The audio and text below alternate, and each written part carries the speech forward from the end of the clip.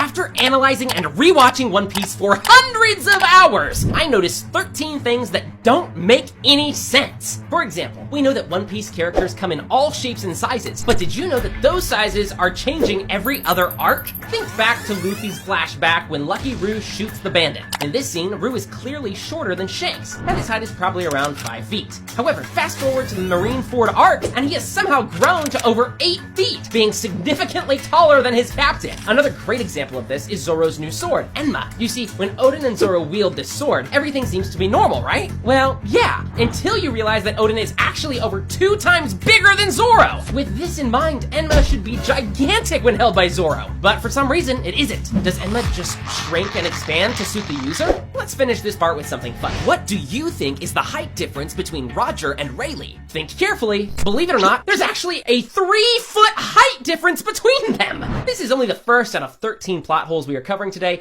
and the last one will completely blow your mind. Alright, so, back in Alabasta, a certain someone made an interesting statement. After using his bird fruit, model Hawk, Pell declared that there are only 5 flying devil fruits in existence. Although this seemed realistic during the early One Piece, it quickly became nonsense, as there are way more devil fruits that grant flight. If you count Pell's Hawk, Marco's Phoenix, Kaido's Dragon, King's Pteranodon, and Laffite's Angelic Wings, it's already 5 fruits! But there's more, of course. For example, Vion from the Tontada Kingdom has the Bug fruit model Hornet, and Kabu has the model Rhinoceros Beetle. Both of these obviously grant users the ability to fly. Moving on, how about Buffalo from Don Quixote Pirates and his Spin fruit? It literally creates propellers around the user and gives them the ability to fly. Since Shiki is also a confirmed canon character, we can also count his Float fruit, which, as the name suggests, is all about flying and making things float. I'd say this is more than enough evidence to debunk this statement. Remember how Vivi was a member of Baroque Works and worked under Crocodile during the Alabasta arc?